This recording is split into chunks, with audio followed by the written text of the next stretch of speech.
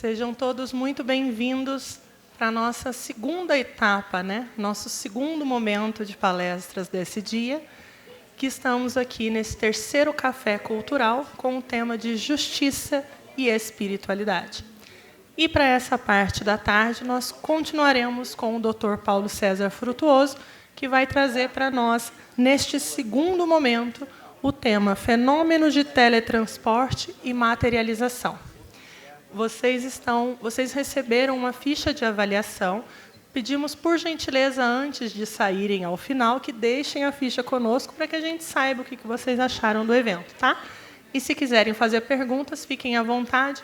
A gente vai estar recolhendo as perguntas para o final. Tá bom? Boa tarde a todos. Bem, eu programei para início dessa apresentação, que inclusive tem imagens assim muito importantes para todos nós, o motivo pelo qual eu me coloquei nessa estrada da literatura. Tem imagens aqui, imagens fortes, mas que eu acho que é importante para que nós tenhamos assim uma noção bem exata do que aconteceu comigo. O que aconteceu comigo. Bem, eu nunca pensei... Tem que ligar, né? Eu nunca pensei em... que eu faço uma oração por mim, por favor? É assim, assim.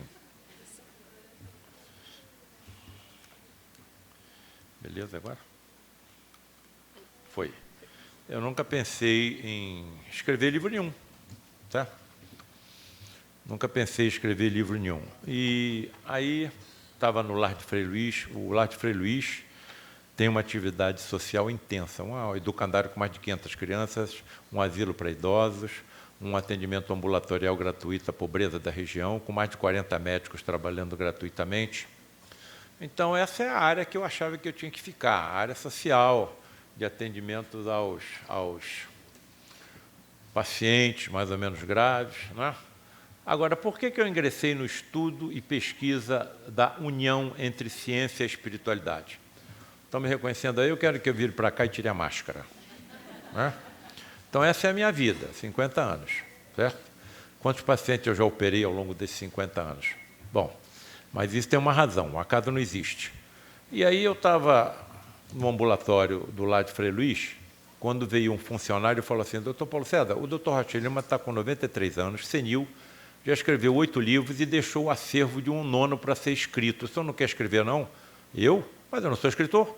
O senhor não quer nem ver o arquivo que ele deixou? Mas eu não sou escritor, o senhor não quer... Tá bem, onde é que está? Vamos lá que ele mostra. E me levou na sala do Rocha Lima, que era uma sala de como é que eu vou dizer para vocês? Uma fábrica de produtos químicos cuja renda era toda revertida para o Lar de Frei Luís. Mas o Rocha Lima já estava afastado e a sala estava praticamente abandonada, né? E eu fiquei assustado com a bagunça. Era papel para cá, papel para lá, artigo, revista, e fotografia, e livros. Bom, e aí eu virei para ele: escuta aqui, onde é que está o acervo dele? Naquela pasta de papelão no chão. Nem cadeira, nem mesa tinha. Aí eu sentei no chão, abri a pasta e comecei a ler o acervo que o Rocha Lima tinha deixado. Isso era às 14 horas, 2 horas da tarde. Quando foi às 18h30, 6h30, o funcionário voltou. Doutor Paulo César, o senhor não vai sair daí, não? Ué, mas que horas são? O senhor está aqui há 4h30. O quê? O senhor está aqui há 4h30. O senhor esqueceu da vida. Eu fiquei tão assim, absorto na documentação que o Rocha Lima tinha deixado, que eu esqueci da vida mesmo. Aí eu levantei e falei assim: olha, esse trabalho não é para mim, não. É um trabalho muito importante, tem que ser alguém que tem experiência. Mas, bom, tudo bem, pelo menos nós tentamos com o senhor. E aí me levanto para sair. Quando eu me levanto para sair, eclode no meu rosto uma folha de papel. Aí eu achei estranho, peguei a folha de papel e vi o que era. Uma mensagem psicografada por Humberto de Campos, em 1956, por Francisco Cândido Xavier. Título: Nos Domínios das Sombras. Aí eu comecei a ler. O que é colocado nessa mensagem? Que um líder das sombras reuniu os seus comandados dizendo o seguinte: eu quero que vocês me deem sugestão de como bloquear o espiritismo na Terra, porque o espiritismo está tomando conta do planeta e da humanidade, que é a nossa propriedade. Eu quero ouvir a opinião de cada um para saber o que nós vamos fazer contra esse tal de espiritismo. E aí foi pedindo a sugestão de cada um. Você aí, o líder das falanges da incredulidade, qual é a sugestão? Ele dá, é rejeitada. O senhor, falanges da vaidade, qual é a sugestão? Ele dá e ela é rejeitada. Falange da discórdia, o líder dá e é rejeitado pelo líder maior. Falange da desordem, também rejeitado.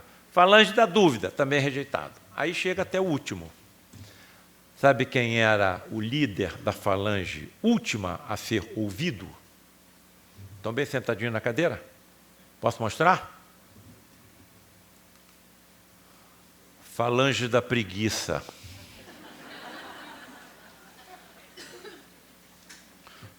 Epa, será que estão me mandando alguma mensagem? Bom, deixa eu ler qual é a sugestão do líder das falanges da preguiça. Excelência, vamos fazer o seguinte, vamos intuir na mente dos espíritas que o espiritismo é a verdade, que Jesus é o Cristo planetário, que as verdades trazidas pelo espiritismo salvarão a humanidade. Escuta aqui, você está jogando do nosso lado ou está jogando contra nós? Estou jogando do seu lado, Excelência, mas você está defendendo exatamente o que nós queremos combater. Excelência, deixa eu concluir, conclua.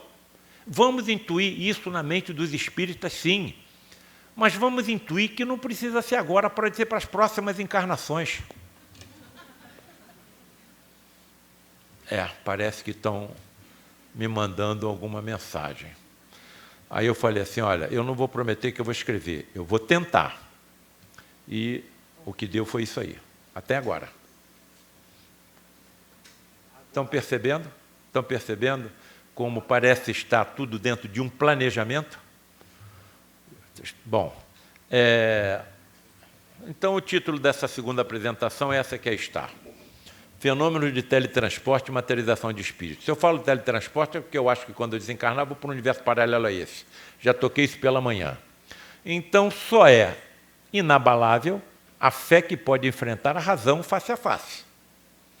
A razão face a face, em todas as épocas da humanidade. Palavras dele, Allan Kardec.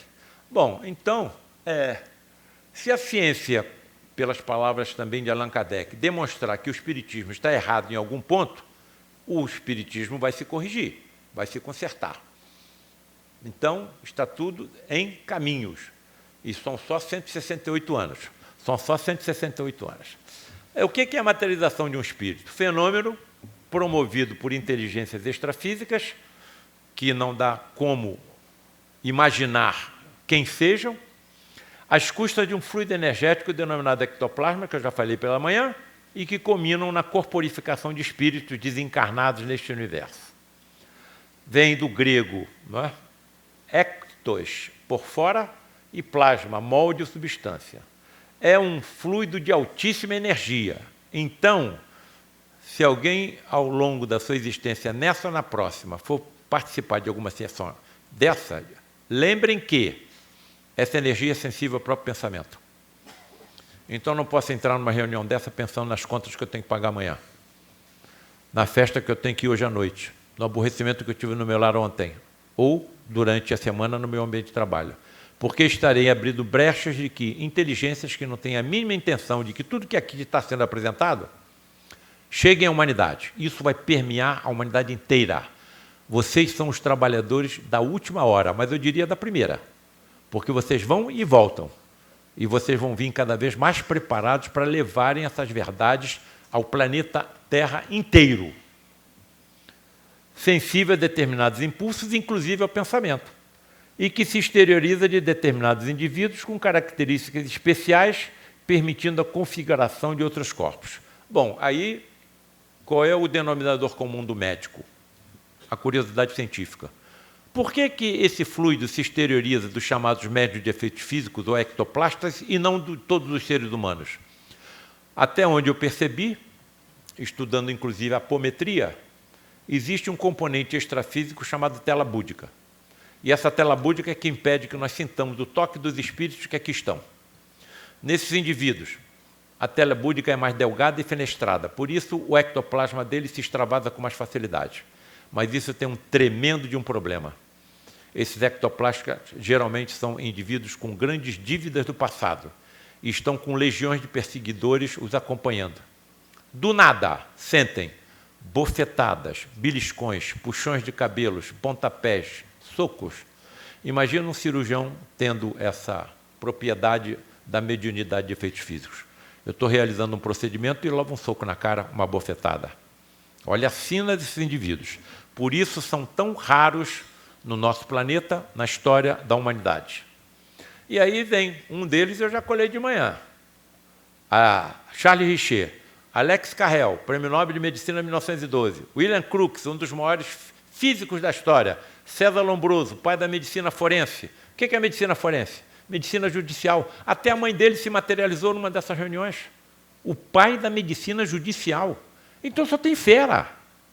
Então como é que eu vou voltar para trás? Por que foi colocado no meu caminho? Então alguma razão está assim consolidada. Ó, entra nessa, porque você tem responsabilidades terríveis no passado. Então vai ser dada a você uma oportunidade de você resgatar com mais velocidade o que você deixou lá atrás de erros. A mesma coisa com esses médiuns, ditos de efeitos físicos ou ectoclastas. Como entender? Tão arrojada é a tentativa de transmitir informações sobre a questão aos companheiros encarnados, quão difícil se faria esclarecer a lagarta com respeito ao que será ela depois de vencer a inércia da crisálida. Alguém aqui vai conseguir explicar uma lagarta como é que ela se transforma numa borboleta? Olha a complexidade da ciência que está começando a se descortinar agora na nossa frente. Olha a profundidade e a complexidade. Bem, então até onde eu percebo? Existem dois elementos que nós sabemos, o elemento material e o elemento espiritual. Evidentemente, um terceiro elemento que é o próprio Criador. Então, me parece que esse fenômeno de teletransporte e materialização é uma transformação de matéria em energia e de energia em matéria. Ou de elemento espiritual em elemento material e depois retorno do elemento material para o elemento espiritual. E aí eu entro pedindo ajuda a Dmitry Mendeleev. Foi quem elaborou a tabela periódica dos elementos. 118 elementos até agora. Na época que ele fez essa elaboração dessa tabela, se descobria um elemento por dia, e os químicos desesperados porque não conseguiam entender as conjugações desses elementos. Alguns elementos se conjugavam com uns, mas não com outros. Alguns, como os ácidos alguma coisa, ou sais alguma coisa, não se conjugam com nenhum. Bom, como é que nós vamos entender tudo isso, se cada dia aparece um elemento diferente? Esse químico russo resolve decidir o problema. O que ele faz? Se tranca dentro do laboratório da sua residência por 3 dias e 3 noites. E não chega a lugar nenhum nas suas pesquisas. E o que acontece? Desmaia, de sono, de cansaço. E quando está dormindo, a tabela periódica dos elementos aparece em sonho à sua frente. Ele acorda, bota a tabela dos elementos periódica no papel e ela está aí até hoje e prevê qualquer elemento que venha a ser descoberto de forma natural ou artificial no universo. Bom, se você se voltar para a neurociência diz o seguinte, olha, quando nós estamos dormindo, os nossos neurônios entram numa atividade basal de recuperação da energia que foi gasta enquanto estamos acordados. E também de eliminação dos lixos celulares, metabólitos, se decidirem utilizar essa denominação. É a mesma que lixo. A neurociência está dizendo que, enquanto estamos nessa situação, é impossível se aprender alguma coisa. Se é impossível se aprender, o que é que aprendeu? Não foi o cérebro físico dele, e sim um cérebro quântico espiritual. Olha, então eu acho que... como é que eu chamo eles? Os islâmicos, mas mais assim, digamos, assim, fanáticos, têm que tomar... Perdão? Xiitas, um deles, tem que tomar uma nova decisão em relação às suas meninas, que eles impedem de estudar. Eu acho que eles têm que impedir que elas adormeçam. Porque quando elas estão dormindo, pode aprender. Está percebendo a aproximação das religiões com a ciência? Então, essa é uma questão de tempo, e nós vamos ver tudo isso acontecer. Evidentemente, claro que eu fui buscar orientações e revelações de quem? De um médico, André Luiz. Eu escrevi um livro chamado Medicina e Ectoplasmia. Por que eu escrevi esse livro? Eu sou médico, e durante 40 anos vi os fenômenos de teletransporte e materializações do lado de cá. André Luiz é médico. Ele viu o que eu mesmo vi do lado de cá, do lado de lá. E se nós uníssemos as duas informações? E aí saiu um outro livro, Medicina e Ectoplasmia. Bem, o que eles estão me dizendo? Olha, do lado de lá, existem elementos mais pesados que o urânio e mais leves que o hidrogênio. Agora, esses elementos constituem também os corpos espirituais. Por que nós não vemos os espíritos que estão aqui? Vocês não estão sendo tocados por ele porque a célula búdica de vocês está impedindo o toque. Mas por que nós não os vemos e não os ouvimos, a não ser que tenhamos assim sensibilidade mediúnica? Porque os elementos que constituem seus corpos e que são os mesmos que constituem os nossos, são formados com átomos em planos de vibração mais elevada. Então, se eu não tiver ainda um dote genético, digamos assim, mediúnico, não os verei, mas não ouvirei. Mas eles podem me intuir como médico, porque em nenhum dos procedimentos que eu realizo, eu estarei sozinho. Eu só sei cuidar do casulo, quem é que está cuidando da borboleta? Médicos que me acompanham. E quando passar por lá de lá, é o que eu farei com os colegas que eu deixarei aqui. E ouso afirmar, sabe onde é que eu falei isso? No Senado Federal. Fui levado no Senado Federal e me deram lá uma condecoração pelo trabalho que eu estou fazendo. Epa! Ouso afirmar, ainda repetir, ouso afirmar, que muito dos sucessos que nós temos com os nossos pacientes, não teríamos sem essa ajuda imponderável aos nossos pobres 5 sentidos. Se a vida está na borboleta, e não sou eu que estou cuidando dela, quem é que está cuidando? Os colegas que me acompanham. Está claro para mim isso, conversando com eles que já morreram, teletransportados e materializados, conversando como eu estou conversando com vocês. Se coloquem na minha situação. Um dia desses me fizeram a seguinte pergunta: Paulo César, quantos médicos existem na Terra? Milhares. Quantos já passaram pela Terra? Milhões. Quantos viram o que você viu? Alguns. Eu não estava sozinho.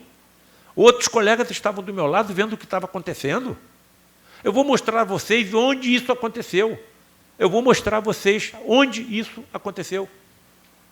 É assim sendo mais provável que o ectoplasma como energia extrafísica seja composto por elementos espirituais, assim como o próprio pensamento. Pensamento é energia.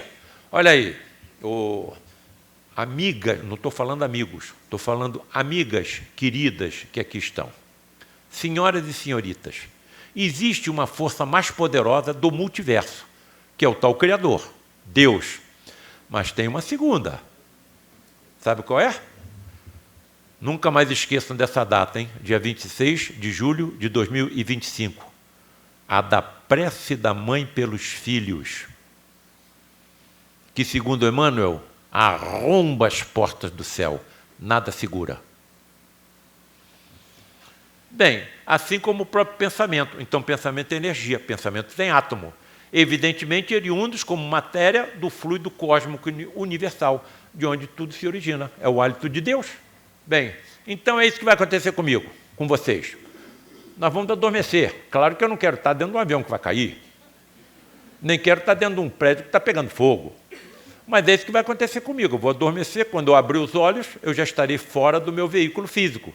Vou reencontrar com meu pai, com a minha mãe, com meus entes queridos, com meus amigos, que estão num plano de vibração diferente do meu, em outras dimensões.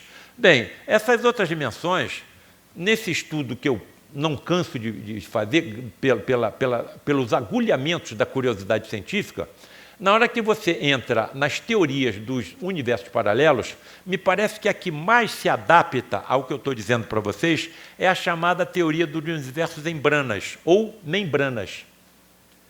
Bramas ou membranas. Segundo os nossos físicos, que dão a vida inteira estudando o assunto, eles dizem o seguinte, olha, por essa teoria, a distância entre dois universos é de apenas um átomo. Mas a interpenetração de um pelos outros acontece.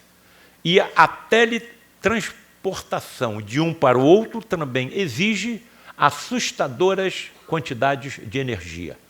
Formação através do que eles chamam de buraco de minhoca, que serão buracos negros menores. De onde vem esse termo buraco de minhocas? Se nós virmos uma minhoca entrar dentro da Terra e sair em outro buraco e não sabermos qual foi o seu trajeto, nós podemos achar que ela se desmaterializou na entrada e se rematerializou na saída. Então, eu tento adaptar as informações científicas que nos vão chegando àquilo que eu vi. Tento entender. Agora, eu tenho referências bibliográficas que me permitam entender? Não. É uma ciência que está começando agora. Então, eu vou buscar, vou pesquisar, o que eu encontro? Pessoas que viram o que eu vi e descrevem o que eu vi, mas não encontram informações que me expliquem como isso aconteceu. Ainda. Evidentemente, nos livros do André Luiz eu tenho informações que são mais profundas. E são informações da década de 40, da década de 50, mas mesmo o próprio André Luiz sente dificuldade de entender o que ele via. Bem, então o buraco negro, em laboratório, comprova a teoria de Hawking. Então, só que não é um buraco negro que se comunicaria entre os dois universos, seria um pouco menor. Então, eu acho que quando eles passam de lá para cá e se materializam, atravessam uma dessas comunicações. Já mostrei isso para vocês pela manhã, a irmã Josefa se materializando através desses dois médiuns, e aqui vejam experiências que eram feitas por William Crookes na casa dele. Haveriam falsas portas ou alçapões desconhecidos de William Crookes na sua casa? Quem é que acompanhava? Seus entes queridos e seus amigos. Ele conseguiu fotografia até das duas entidades, a médium materializada, Cat King, e Florence Cook, a médium. Quem era a médium? Uma menina de 15 anos. Será que ele se deixaria enganar por uma criança de 15 anos? Então, comprovou que acontece, sim. Então, aqui está Jesus martirizado, estraçalhado, chicoteado, crucificado, lancetado, e no terceiro dia aparece com seu corpo completamente reconstruído. Agora, como é que eu vou entender isso?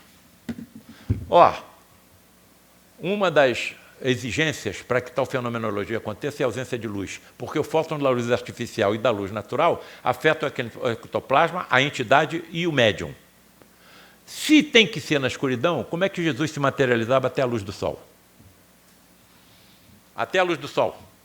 Ele comeu peixe com os discípulos dele. Então, se ele comeu peixe, até uma forma de sistema digestivo com ele se materializava. Em algumas reuniões, eu percebia a dificuldade de respiração da entidade. Então, algum aparelho respiratório com ele se materializa. Eu escutava o tilitar dos ossos, das articulações. Então, alguma forma de esqueleto se materializa. Como é que eu vou entender isso? Uma dessas entidades médicas, vou mostrar ele fotografado para vocês, materializado. Paulo César, foi lhe dado mais uma chance de você perceber o que acontece conosco. Pegue meu braço, é proibido tocar na entidade, naquele momento ele me deixou. Pegue meu braço e comprima levemente. Peguei o braço da entidade, comecei a imprimir, a impressão que eu tinha é que eu estava apertando um papel de papel crepom, quase a ponto dos meus dedos se unirem uns nos outros. Com medo de machucar a entidade ou o médium, soltei, ele entrou dentro da cabine e se desmaterializou. Então, que ciência é essa? Como é que pode o médium continuar vivo se parte do corpo dele ou completamente o seu corpo se desmaterializa? Eu estou falando em transferência ou transformação de energia em matéria e matéria em energia. Agora, não dá para você... Se você precisa acreditar que isso aconteça, você tem que aceitar que existe, então, uma violação da lei da física, do princípio de incerteza de Heisenberg, que é impossível saber onde está um elétron e qual é a sua velocidade ao mesmo tempo. Você sabe uma coisa ou outra. Se os nossos corpos têm 7, 8 octilhões de átomos, quantos elétrons estão nesses 7, 8 quilhões de átomos?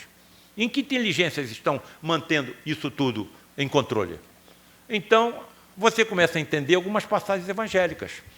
Olha aqui, Jesus no Monte Tabor, ao lado de Moisés e Elias. Moisés já tinha morrido há mais de 1.500 anos, Elias mais de 800 anos. Aí Jesus aparece perante 3 discípulos, com eles 2 ao seu lado. Olha a pergunta que eu vou fazer para vocês. Diante de uma imagem dessa, alguém aqui conseguiria dormir? As passagens dizem que os 2 estão adormecidos e esse sonolento. Esse desperta, vê a imagem que está sendo mostrada, acorda os 2 e os 2 veem tudo. Se os 3 estão vendo, Moisés e Elias estão materializados. Estarei eu exagerando diante de tudo que eu vi, de tudo que pesquisei, de tudo que testemunhei, colocar como hipótese que Jesus, nesse momento, estaria acompanhado por 2 ou 3 médiuns de efeitos físicos? Outra informação preciosa. Anjos com vestes resplandecentes da porta do túmulo de Jesus e 4 mulheres foram lá cuidar do seu corpo. Encontram os 2 anjos com as suas vestes resplandecentes, todas as 4 vendo a mesma coisa. O que eu falei aqui? Que nós vemos a entidade no escuro. Por que nós vemos na escuridão?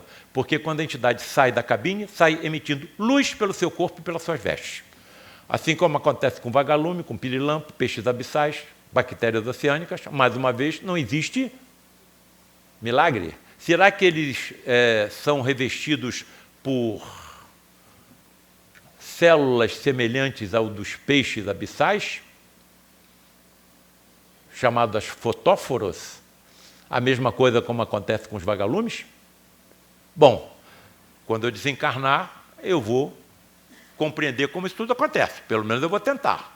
Bem, quais as condições ideais para o teletransporte e materialização? Presença de um médio de efeito físico. 70% da energia vai sair dele. Os outros 30% da assembleia que o acompanha e da natureza do local onde está o santuário. Presença de uma seleta assistência ao médium, devidamente consciente, preparada. Olha aí, proibido álcool, fumo e sexo nas 72 horas que antecedem a reunião. O álcool e o fumo vão contaminar o meu ectoplasma e eu, em vez de ajudar, vou prejudicar. E vou prejudicar quem? Os enfermos que estão sendo levados para serem tratados pelos médicos teletransportados e materializados. Agora, e o sexo? Quando eu entro em orgasmo, grande quantidade do meu ectoplasma sai de mim. Aí eu entro numa reunião dessa, em vez de doar, vou absorver. Mais uma vez estarei causando o chamado por Luiz da Rocha Lima, crime de lesa espírito. Proibida a ingestão de carne, exceto de peixe. Quando o animal é abatido, sua carne fica impregnada de fluidos barônicos, nocivos, que contaminam também o ectoplasma. Menos o peixe. Por quê? Vou mostrar. Local afastado e rodeado por vegetação, ausência de luz artificial e natural. Porque o cardume tem um perispírito coletivo. Então, quando eu tiro uma unidade desse conjunto, o sofrimento é muito menor do que acontece com o boi, com a vaca, com o porco, com a galinha. E outra coisa, a carne do peixe é impregnada de compostos fosforados. Os primeiros fenômenos que acontecem em tais sessões são tremendos relâmpagos provindos das cabines, radiações ultravioletas, que funcionam, sabe como? Esterilizando a atmosfera da sala, impedindo assim a contaminação e a infecção das cirurgias hiperfísicas que os médicos realizam. Entendam cirurgias hiperfísicas daquelas que ultrapassam os limites do corpo físico. Em questão de segundos ou minutos, à minha frente, e eu não estava sozinho, outros colegas estavam comigo, e alguma dessas peças retiradas dos pacientes, nós é que pegávamos e puxávamos para fora. Inclusive uma válvula mitral de um professor meu, que me ensinou tudo o que sabia em cirurgia do câncer. E já estava indo para o Instituto do Coração colocar uma prótese. Hein? Naquele momento, saiu todo ensanguentado, a peça na minha mão, foi mandado examinar, 2 patologistas concluíram que era tecido cardíaco e tudo que ele vinha sentindo, desapareceu. Então, o que eu estou vendo ali? Exemplo do que será título de um dos meus livros, A Medicina Mediúnica do Futuro. Vou desencarnar, vou reencarnar, vou ser médico de novo, vou entrar numa faculdade de medicina. A primeira coisa que eles farão comigo serão recolher células da minha mucosa bucal e fazer um escrutínio cuidadoso da genética, do meu ADN.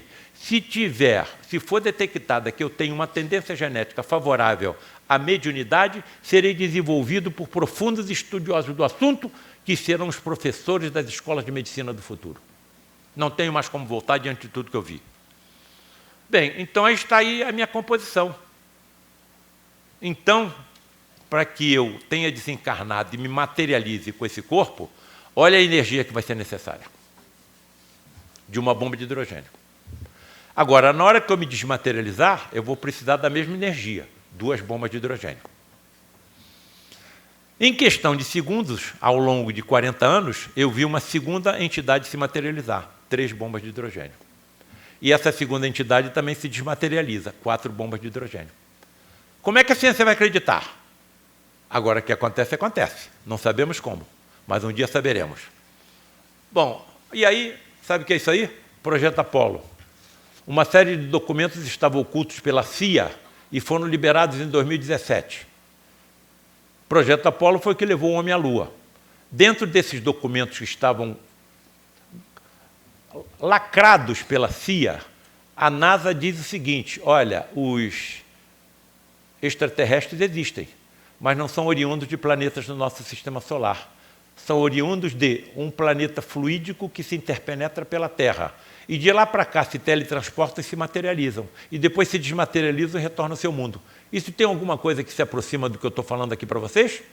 Alguma coisa que se aproxima das informações trazidas pela terceira revelação? Pelo Consolador prometido por Jesus? Mais uma vez fica claro para mim que a ciência está se aproximando das religiões. Segundo o próprio Francisco Cândido Xavier, as materializações de espíritos são consideradas os mais elevados fenômenos realizados pelos espíritos no nosso mundo, comparável às viagens dos astronautas no seu esforço por atravessarem o cosmos e pousarem no outro mundo. Bom, vou levar vocês para dentro do lado de Frei Luís comigo, não adianta fugir, já mandei trancar a porta. 120 mil metros quadrados. 120 mil metros quadrados. O maior centro espírita do Rio de Janeiro, comandado por uma entidade católica. Nós é que nos dividimos. Muito bem. Olha onde é que eu vou levar vocês. Para o Santuário de Materializações. No meio de uma floresta, no alto de uma montanha, no bairro de Jacarepaguá, do Rio de Janeiro. Pergunto, amigos queridos, adoro vocês. Pudesse levar vocês todos para minha casa. Para que construir essa estrutura no meio de uma floresta, no alto de uma montanha? Quanto custou? Para quê? A não ser que algo extremamente importante ele aconteça. E aconteceu durante 60 anos. Aonde aconteceu isso no mundo? Na história da humanidade. Estão me reconhecendo aí? Estou levando vocês comigo. Olha a importância desse santuário ter sido construído no meio de uma floresta. Porque folha, tronco, raiz, flor, animais, aves, também doam ectoplasma. Então, eu, quando subia com meu pai, o que meu pai via? Botânicos, técnicos, recolhendo o ectoplasma das folhas, dos troncos, das raízes, das flores, dos animais e carreando para dentro do santuário. Então, 70% sai do médium, os outros 30% da assembleia que o acompanha e da natureza que rodeia o santuário. Vou levar vocês para dentro da nave de materializações. A luz, ou a energia luminosa que menos afeta o ectoplasma é a vermelha, no conjunto da luz branca, porque é a menos energética. Então, nós vamos nos acomodar sob a luz vermelha. Olha o tamanho do auditório. Para que se construir isso no meio de uma floresta, no alto de uma montanha, no bairro de Jacarepaguá, do Rio de Janeiro? Atrás de mim tem 2 cabines. Em cada uma dessas cabines estará um médium de efeitos físicos desmaiado. Apagam-se as luzes, entramos em oração, clarões tremendos vindos de dentro da cabine, abre-se a cortina e um ser iluminado sai. A luminescência é tão grande que dá para ver o corpo do médium deitado no fundo da cabine, no leito tosco.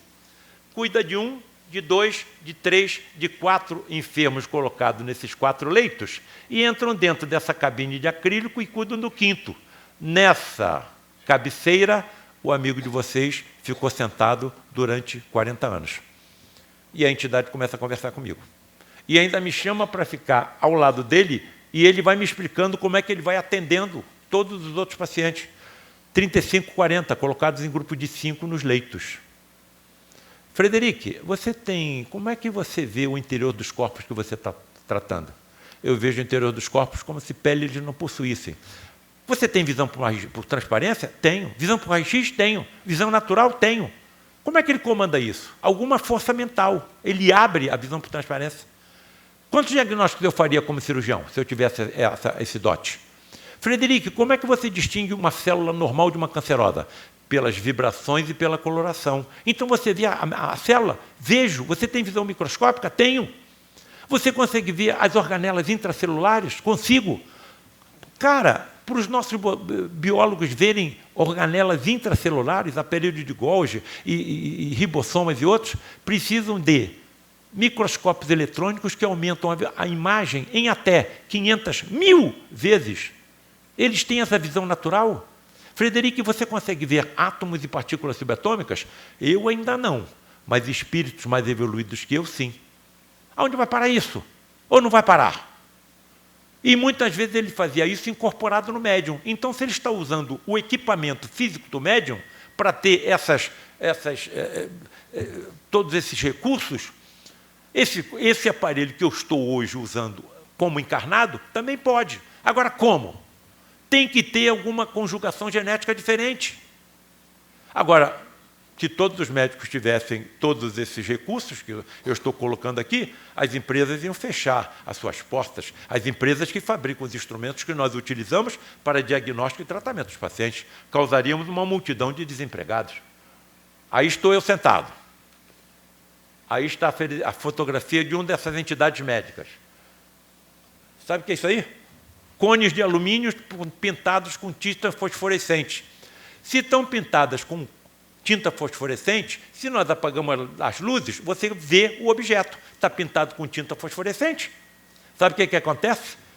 Uma dessas trombetas levita não, está sendo elevada por bastões de ectoplasma, vai até o teto, desce, acopla o bocal menor entre as cortinas, a entidade materializa tão somente a sua laringe e amplifica a sua voz, através do fenômeno da voz direta. É mole ou que mais? Aí está um dos nossos médiuns deitados, o ectoplasma, mais uma vez, está indo pela boca, pelo nariz e pelo ouvido, e eu vou colocar o quê? Algumas entidades teletransportadas, materializadas, fotografadas.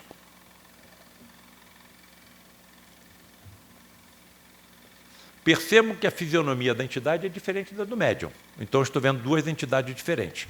É assim que elas se exteriorizam da cabine, encobertas por mantos alvinitentes e luminescentes, o que me levou a acreditar que as antigas histórias de fantasmas cobertos por lençóis têm origem nos fenômenos de materialização de espíritos.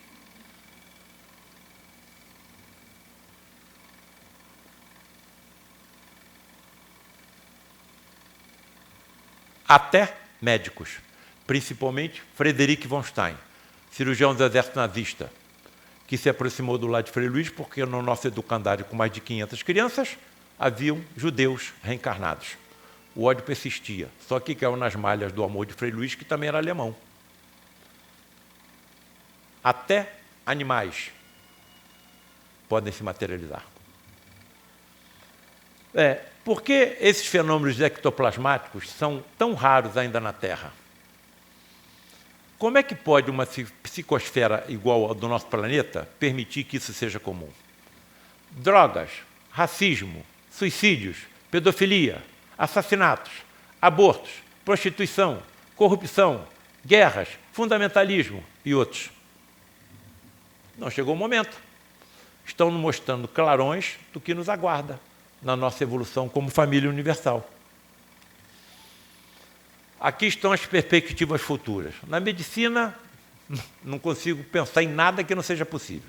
Eles sabem como desmaterializar tumores. Tudo isso é composto de átomos. Eles sabem como desmaterializar átomos. Então, se tudo é composto por átomos, os médicos médiums do futuro saberão como fazer isso. Agora, eu vou ter que ter profundo conhecimento científico. Eu vou ter que estudar muito. Claro que, se eu precisar fazer como eles fazem, encarnado, se essa é a minha profissão, eu vou ter que receber alguma coisa para poder sustentar a mim e a minha família. Agora, para isso, eu vou ter que estudar muito. Vou ter que ter conhecimento científico que me permita teletransportar células do perispírito para o corpo físico dos meus pacientes. Justiça, já falamos pela manhã. Engenharia, pirâmides. Para cada item desse, eu ia fazer umas 3 ou 4 palestras para vocês. Um dos livros que eu escrevi, Alienígenas ou Médiuns? Bom, eu estava vendo um programa da televisão chamado Alienígenas do Passado. Alienígenas do Passado. E estavam falando sobre a pirâmide de Gizé, a maior construção humana até a Torre Eiffel. Ali foram colocados, parece 6.000 blocos de pedras, pesando entre 6 e 80 toneladas, tiradas de uma pedreira localizada a 900 quilômetros, a 4.000 anos antes de Cristo. Não se conhecia a roda, não se conhecia o ferro. Então, como é que essa construção foi feita em 20 anos? Tinha que botar 100 e poucas pedras dessa por dia, trazidas de 900 quilômetros. E aí, o apresentador fala o seguinte: foram encontradas algumas descrições em túmulos egípcios antigos que os construtores sabiam como colocar uma estranha substância branca por baixo das pedras. E quando isso acontecia, elas eram facilmente elevadas e transportadas. O que vocês acham que aconteceu comigo? Caí da cadeira. O que eles colocavam como hipótese principal? Utilização de tecnologia alienígena. Não sou contra. Existe vida em todo o universo. Mas eu vou escrever um outro livro. Alienígenas ou médiuns? Diante de tudo que eu vi. O que ele estava relatando era o ectoplasma. Bom, eu não quero alongar, porque foi uma apresentação longa pela manhã e nós já estamos também com a aula um pouquinho avançada à tarde. E, como costumo fazer, teria muito mais coisa a mostrar. Está aqui, mas eu não quero cansá-los. Inclusive fotografias de entidades decaídas.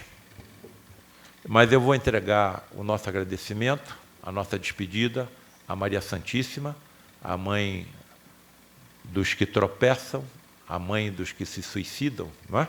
Que erram, dos que se desesperam e, na verdade, a mãe de todos nós. Ave Maria, Senhora do Amor, que ampara e redime. Ai do mundo, se não fora a vossa missão sublime. Cheia de graça e bondade, é por vós que conhecemos a eterna revelação da vida nos seus dons mais supremos. O Senhor sempre é convosco, mensageira da ternura, providência dos que choram nas sombras da desventura. Bendita sois vós, ó Rainha, estrela da humanidade, rosa mística da fé, lírio puro da humildade. Dentre as mulheres, sois vós, a mãe das mães desvalidas, nossa porta de esperança e anjo de nossas vidas. Bendito é o fruto imortal da vossa missão de luz, desde a paz da manjedoura, as dores além da cruz. Que assim sejas para sempre, ó divina soberana, o refúgio dos que padecem nas dores da luta humana. Ave Maria, Senhora do Amor, que ampara e redime. Ai do mundo se não fora a vossa missão sublime. Graças a Deus e gratíssimo pela educação, pela atenção com que vocês me receberam em mais essa excursão, a quarta, à cidade de Itajubá. Abraço fraterno a todos e às suas sagradas famílias também.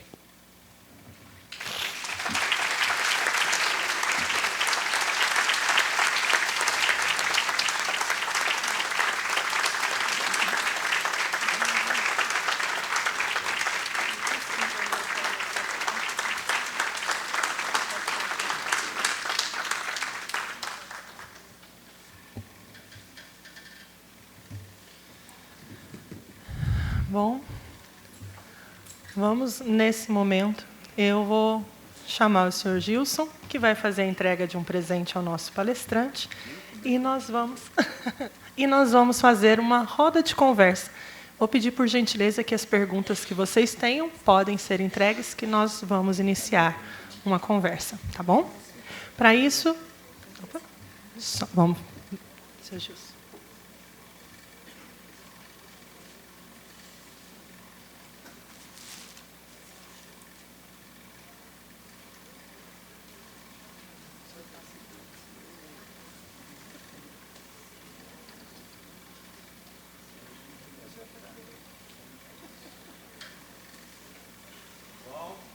Ao legítimo queijo mineiro.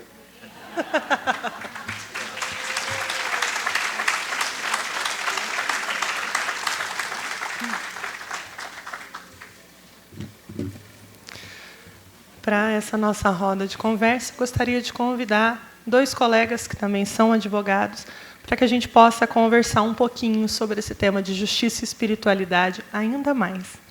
Eu vou chamar, então, a doutora Sandra Helena e o doutor José Roberto, por favor, sentar aqui conosco.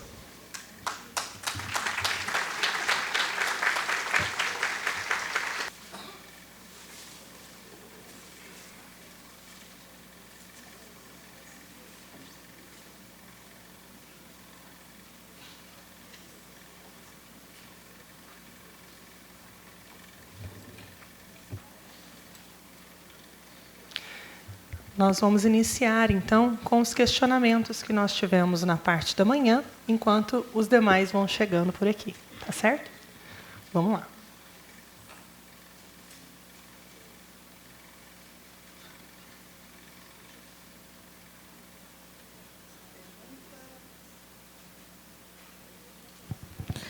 Pergunta seria para os 2 palestrantes, no caso.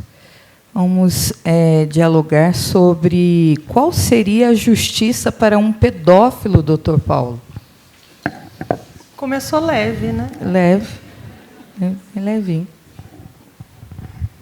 Como é que vocês acham que eu considero vocês, hein? Vocês ainda têm dúvida? Meus entes queridos amados, vocês vão me aturar pela imortalidade. Olha, eu pensei em não tocar no assunto e já sou surpreendido com a primeira pergunta. Sabe onde está a resposta? Aqui. Se os organizadores do evento acharem que é possível, eu posso mostrar o que acontece com o pedófilo. Porque uma das entidades que foram teletransportadas e materializadas contra a sua vontade e fotografadas foi um pedófilo. Então, eu, antes de colocar as imagens, eu sempre indago à plateia, aos organizadores. E aí, doutora, o que eu faço da minha vida? Essas reuniões aconteceram no final da década de 70, início da década de 80. Vira para cá, que vai ser importantíssimo que vocês vejam o que vai ser mostrado. Eu não pensei em mostrar, tanto que eu enterrei. Pode apagar aqui a luz? Vamos nós. Dá uma olhadinha aqui. Vai ser muito importante. Aí está o livro. Espíritos decaídos materializados. Primeira informação preciosíssima. Eu vi essa imagem com 9 anos de idade. 9 anos de idade. E essa imagem nunca mais saiu da minha mente. Passam-se mais de 50 anos, você escreve o livro, e a imagem que nunca saiu da mente da criança é a capa do livro. Tá? Essa imagem é de um artista francês chamado Gustave Doré, que fez umas 130 imagens, desenhos, sobre a Divina Comédia de Dante Alighieri. A Divina Comédia foi escrita no século XIII. Os desenhos de Gustave Doré foram feitos no século XIX. Um foi esse aí. Meu pai, família muito pobre, mas comprava toda semana uma revista chamada Trópicos, hoje seria 3, 4 reais, e falava em arte, história e ciência. E veio um artigo sobre o Dante Alighieri com desenhos do Gustave Doré. Essa foi a imagem que eu vi com 9 anos de idade, nunca mais saiu da minha mente, e a imagem que nunca mais saiu da mente da criança é a capa do livro. Bom, isso aqui eu mostrei para vocês. Olha agora o que é que eu vou mostrar. Um outro santuário. Vira para cá. Estou preocupado com você. Amigão, vira para cá. É importantíssimo que vocês vejam o que vai ser mostrado. Acima daquele santuário de materializações, outro foi construído. Aqui nesse santuário aconteceram as 7 reuniões de espíritos decaídos, teletransportados e materializados. Aí está o santuário. Mais uma pergunta: para que se construir isso no meio de uma floresta, no alto de uma montanha? Olha o que aconteceu. Bom, estão me reconhecendo, né? Quando eu falo sobre isso, coloco essa imagem e pergunto o seguinte: um cirurgião com 50 anos de estrada viria até aqui falar de fantasias? Então, o que eu vou mostrar aconteceu. E lembra que quem está falando é um cirurgião que dá aula em 2 faculdades de medicina, com 50 anos de formado. Aí está a equipe que foi escalada para acompanhar o médium de efeitos físicos. O médium de efeitos físicos, através de quem aconteceria a materialização dessas entidades, incluindo essas entidades um pedófilo. Primeira reunião, quando entramos na sala, todo o mobiliário estava despedaçado e ninguém tinha entrado lá. Não pôde haver a reunião. Quem fez isso? Entidades que não queriam que essas entidades fossem fotografadas. Mais uma vez, fica claro que pode ser taxado de tudo, menos de ignorante. De onde extraíram a energia? Muito provavelmente da floresta. Muito provavelmente da floresta. Não houve reunião.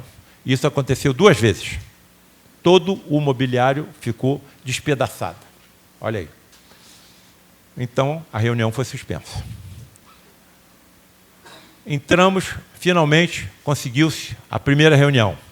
Aí está o médium dentro da cabine, onde ficava ele deitado, emitindo o ectoplasma, e nós estávamos acompanhados com um fotógrafo profissional, que armava a sua máquina em frente à cabine. Naquele tempo era flash. Como a luz afeta o ectoplasma, a entidade e o médium, o flash era coberto com papel celofane vermelho, para diminuir a energia da luminescência. E ficávamos em oração, 10 pessoas, aguardando um sinal que vinha da cabine. O sinal era o quê? Um estalar de dedos. Quando escutávamos o estalar de dedos, o fotógrafo disparava a sua máquina e nós só íamos ver o resultado no dia seguinte, na revelação. Na revelação. Aí está a primeira. A entidade da fisionomia, a fisionomia da entidade não se assemelha a ninguém como componente do lar de Frei Luís. A pergunta que foi feita: vocês estão vendo uma figura chamada Cíclope da mitologia grega. Qual era a característica principal dessa figura da mitologia grega? O olho da entidade era na fronte e ela não tinha os olhos como nós. Olha a entidade que foi materializada contra a vontade dela e fotografada. Pedófilo. Por que esse grupo subiria para aquela montanha no meio de uma floresta às 6, 7 horas da noite? Para quê? Então, a orientação que nos foi dada foi por Frei Luís. Algo extremamente importante ali acontecerá. E nós vamos tentar fotografá-los contra a vontade deles, para que vocês vejam o resultado daquilo que é feito enquanto encarnados. Essa foi a fotografia que mais me impressionou, a de um carrasco da Idade Média. Percebam o olhar da entidade, apavorado, sendo fotografado. Nós éramos comandados por um almirante da Marinha, que tinha uma disciplina militar. Ele revistava as cabines, revistava o médium, revistava nós, revistava o santuário, De onde veio essa roupagem pesada de um carrasco da Idade Média? A impressão que se tem é que o tecido é um tecido quadriculado escocês. Vejam cadastros brancos envoltos em torno da cintura da entidade. A impressão que se tem é que está com as mãos atadas em suas costas. E um tremendo capuz com a ponta indo quase acima do teto da cabide. Depois que essa reunião terminou, olha a importância do que está acontecendo aqui hoje, hein? Dia 26 de julho de 2025. Depois que essa reunião terminou, Padre Isabel, assistente do Frei Luís, chamou o presidente e falou assim: ó, desde que essa entidade desencarnou, ela não consegue remover a roupa de carrasco do corpo dela, porque está soldado no seu perispírito como forma pensamento. Sendo assim, nós não podemos atenuar o seu sofrimento pelo remorso, levando-o a uma encarnação. Bom, se ele foi um carrasco da Idade Média, está padecendo assim há séculos. Quantas cabeças ele decepou? Agora, existem outras formas de você decepar a cabeça. Atenção para a imagem que eu vou passar. Se soubessem o que os aguarda, estariam fazendo o que estão fazendo? Vocês estão percebendo a importância de reuniões como essa? Do que nós estamos colocando nos nossos livros, sem nenhum interesse financeiro, todos os direitos autorais são doados para uma instituição filantrópica. Agora, tem formas também de você decepar a cabeça. Eu posso assumir um cargo de secretário de saúde e desviar os dinheiros da saúde pública para mim. Olha como está a saúde pública no Rio de Janeiro. Quantas cabeças eu estou decepando? Vejam que tiveram família, educação, alimentação, lazer, frequentaram talvez as melhores universidades do planeta e direcionam tudo que aprenderam para o mal. Talvez essa seja uma das razões das crianças autistas, que são muito inteligentes, mas direcionaram a sua inteligência para o mal. Olha quantos líderes podem estar padecendo pelo que fizeram, inclusive na atualidade. Inclusive na atualidade. Nós sabemos o que está acontecendo com o planeta. Então vejam a importância dessas revelações comprovadas e serão pela ciência. Principalmente aonde? Na área da justiça. Guerras históricas. Bom, então sem ectoplasmia não existiria o espiritismo. Sem materialização de Jesus e o cristianismo seria pouco provável. Então vejam o que eu participei ao longo de 47 anos. O que eu participei ao longo de 47 anos. É a resposta que eu daria. Pelo menos esse pedófilo que ele apareceu parecendo a figura da grega, da antiguidade, chamada Cíclope.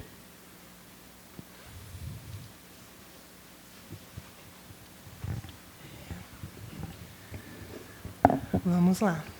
Continuando. Tem um questionamento aqui que chegou agora. Eu vou fazer essa pergunta e vou, inclusive, puxar alguma coisa para que a gente possa conversar sobre isso. Tá? A pergunta é o seguinte: o Estado deveria deixar de ser laico? Isso seria uma evolução para o planeta? Eu achei essa pergunta muito interessante por dois motivos. O primeiro, que eu fico curiosa em saber se quem fez a pergunta, de fato, sabe o que é um Estado laico. Sabe?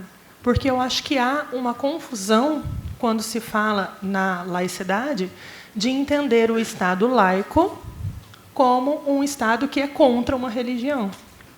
Sendo que, na verdade, o Estado laico é aquele que não tem uma religião própria. Então, o Brasil não tem uma religião própria. Aqui, no Brasil, não existe a religião do Brasil e é ela que é seguida aqui, por exemplo. Tá? Então, só para a gente esclarecer esse ponto. E aí, quando a gente fala de deixar de ser laico, parece que nós estamos andando um pouquinho para trás. Os senhores não concordam? Porque aí eu vou passar a ter uma religião específica. E aí, como é que isso ficaria? Nós temos que lembrar uma coisa. O pior do fanatismo é o fanatismo religioso. Nós sabemos o que acontece com os terroristas, não é isso? Mais uma vez, fica claro para mim o que eu coloco desde que eu comecei a falar de manhã. A ciência é importantíssima na comprovação científica de como essa fenomenologia acontece. Por que, quando eu faço mal ao outro, eu deformo um componente extrafísico que eu tenho? É um componente que gera o meu corpo físico, ele molda o meu corpo físico. Não existe forma sem forma. E nós temos uma forma extrafísica. Só que essa forma é altamente plastificável e sensível até ao próprio pensamento e aos atos. Então, aquilo que eu faço, ou eu vou embelezar, ou eu vou aperfeiçoar esse componente extrafísico, ou vou deformá-lo e depositar impurezas nesse componente extrafísico. Então, isso sendo comprovado pela ciência, eu acho que acaba esse negócio de preocupação de ser laico ou não. O importante é a verdade, e a verdade comprovada cientificamente. Muitas dessas crianças que nós sabemos que apresentam deformações físicas estão relacionadas com o quê? Com a deformidade que nós estamos vendo aqui em espíritos decaídos, materializados e fotografados. Isso é só uma gota no oceano do que aconteceu no Lar de Frei Luís. As múltiplas entidades deformadas. Agora, o que vai ser importante em tudo isso? A comprovação científica. A comprovação científica de que isso é verdade. E aí acabou. Eu não vou fazer mal a ninguém. Eu vou me sentir assim desconfortável em ver todo mundo fazendo bem e eu praticar o mal? Eu vou matar alguém sabendo que não existe morte? Como é que eu vou chegar do lado de lá e encontrar aqueles que eu assassinei? Então, eu não consigo ver, insisto nisso, solução que não seja a aproximação da ciência com as religiões, com a ciência comprovando que o que as religiões pregam é verdade, e o que elas se equivocam não é verdade. Os que elas se equivocam não é verdade. Eu vou chegar num país islâmico e vou dizer para os seus líderes que o espírito pode ir e voltar como homem e como mulher? Se eu voltasse só como homem, eu só aprenderia as experiências masculinas. Então, num determinado momento, eu vou ter que voltar também como num corpo feminino, porque senão eu só vou aprender as experiências masculinas. A mesma coisa no sentido contrário. As mulheres podem voltar, sim, num corpo masculino. Evidentemente, com a sua evolução, você vai se adaptar àquilo que você quiser, que é aquilo que você se sinta mais, assim, confortável. É o que eu acho que vai acontecer com todos nós.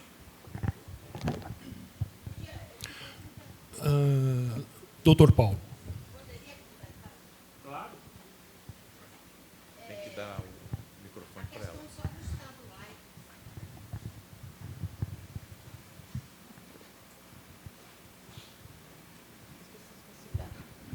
ela. Boa tarde, gente.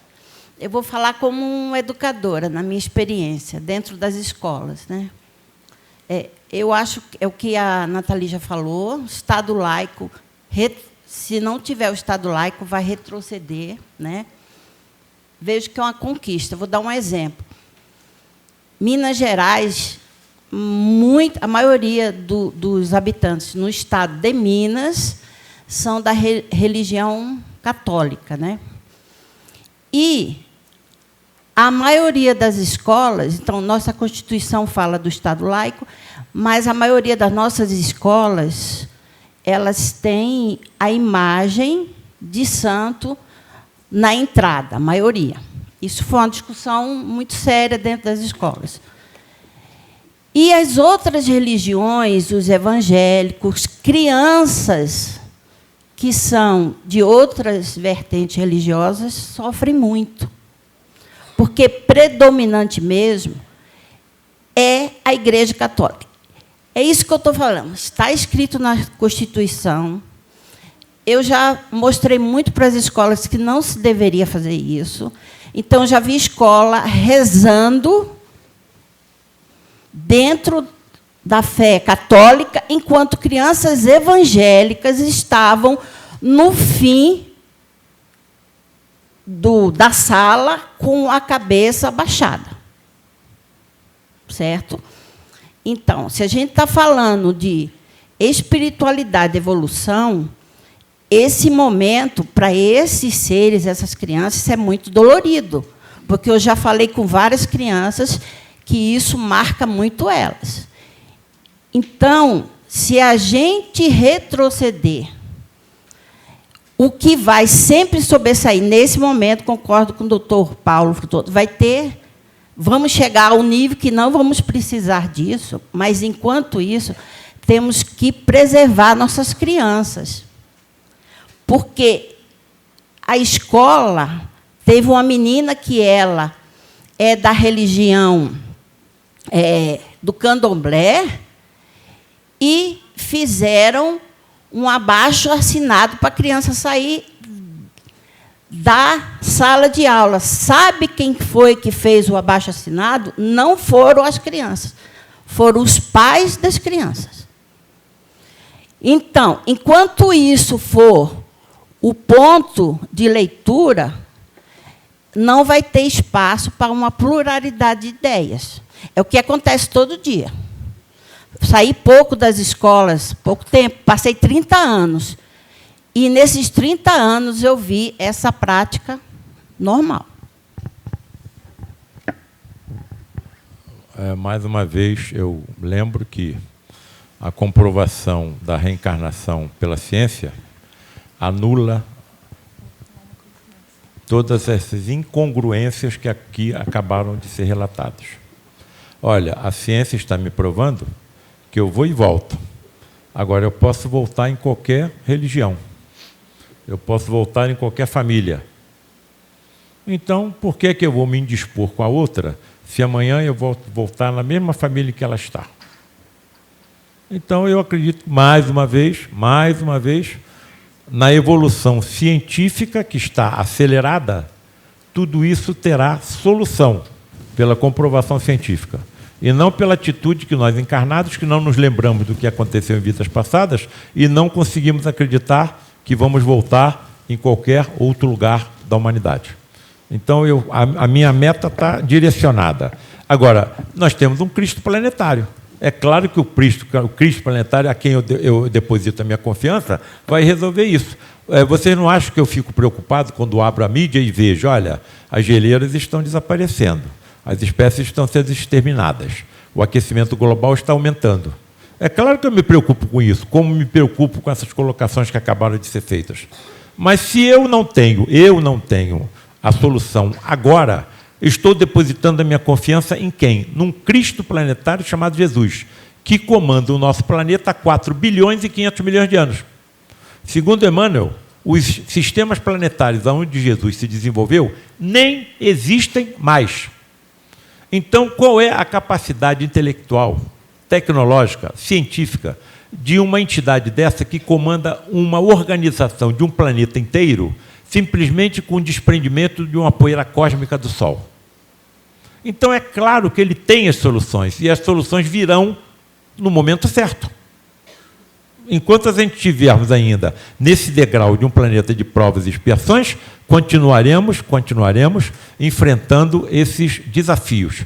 Agora, a mesma ansiedade sua é a minha, de ver tudo isso se modificar. Sim.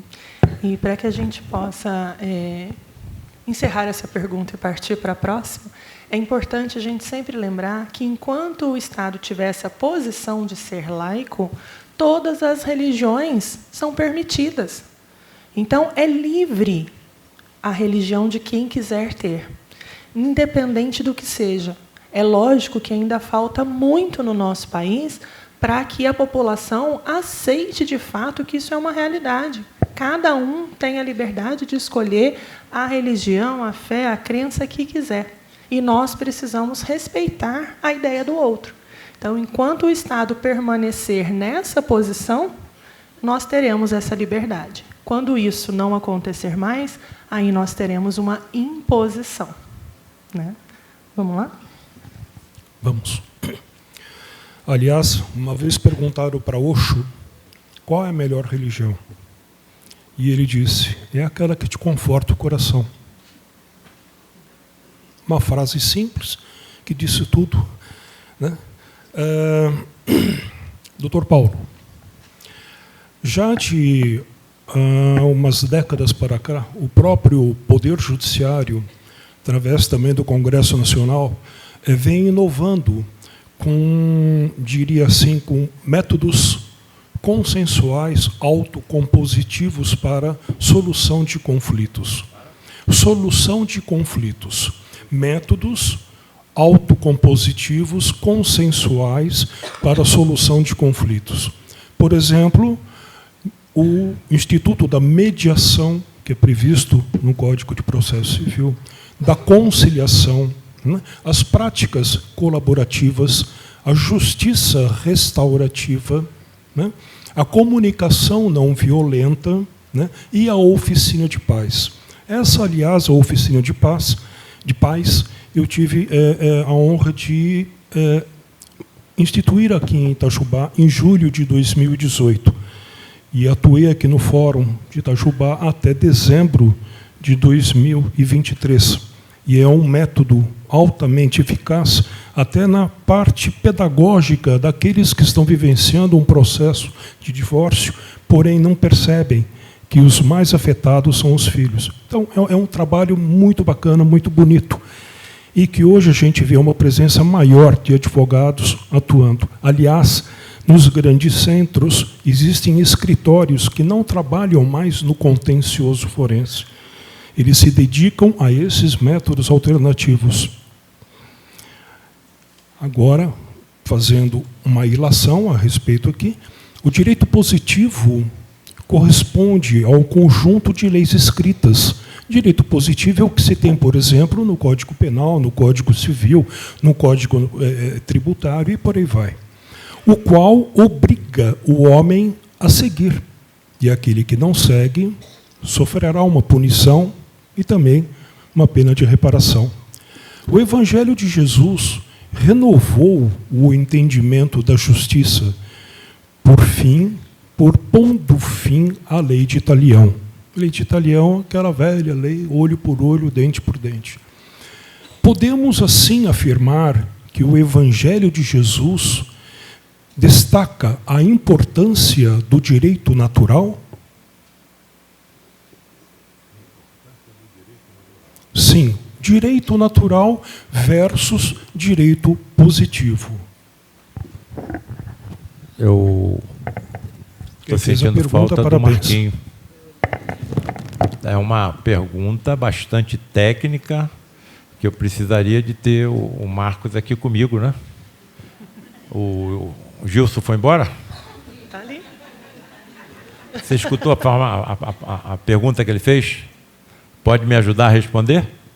Bom, eu acharia, você disse bem corretamente, o Marco seria a pessoa mais indicada para... Não, é verdade. Olha, vamos esmiuçar esse negócio. O direito positivo, ela é arbítrio dos homens. Nasce da convicção de justiça vista pela mente humana. O direito natural, ele está proposto como lei divina, é lei de Deus. Por isso, o direito positivo precisa se ajustar ao direito natural para ser mais válido. Correto? Agora o senhor entendeu a pergunta? Deputado.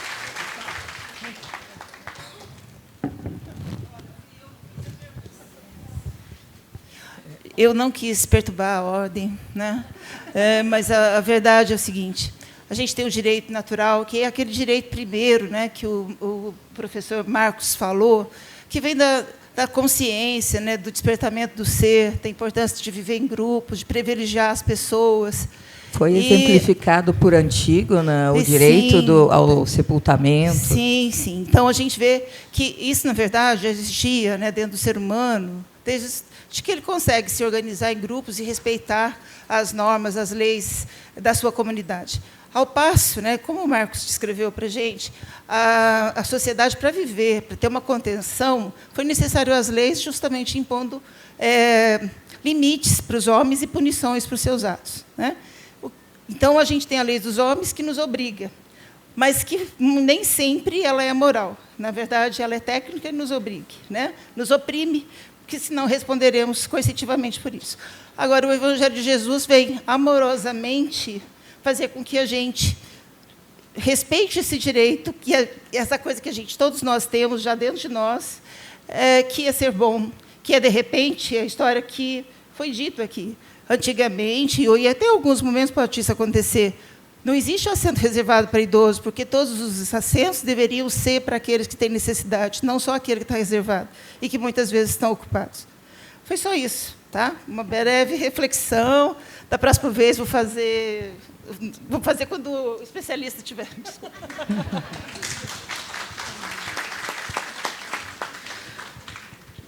Bom, eu vou trazer 2 perguntas aqui, que eu vi conexão entre elas. Vou primeiro falar um pouquinho do direito e onde que eu vi que essas perguntas estão se encontrando com o direito.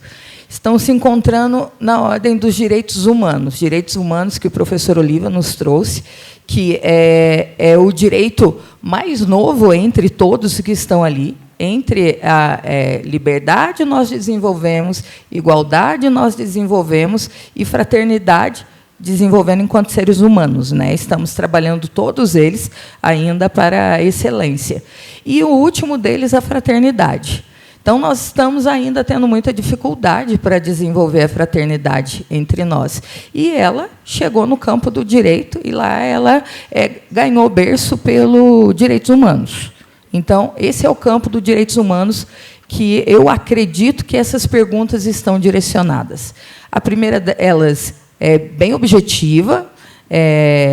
Eu vou pedir licença para quem perguntou, foram 3, mas eu vi link de 2 e vou trazer a outra pergunta junto. Existe justiça onde há compaixão?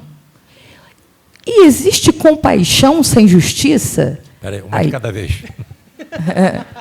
Que eu acredito que a segunda vai trazer bastante luz. Repete a primeira. Existe justiça onde há compaixão? Alguém aqui desconfia ou duvida que Jesus, que Deus, o nosso Criador, não tenha compaixão por cada um de nós? Por pior que nós sejamos, todos continuaremos sendo filhos de Deus.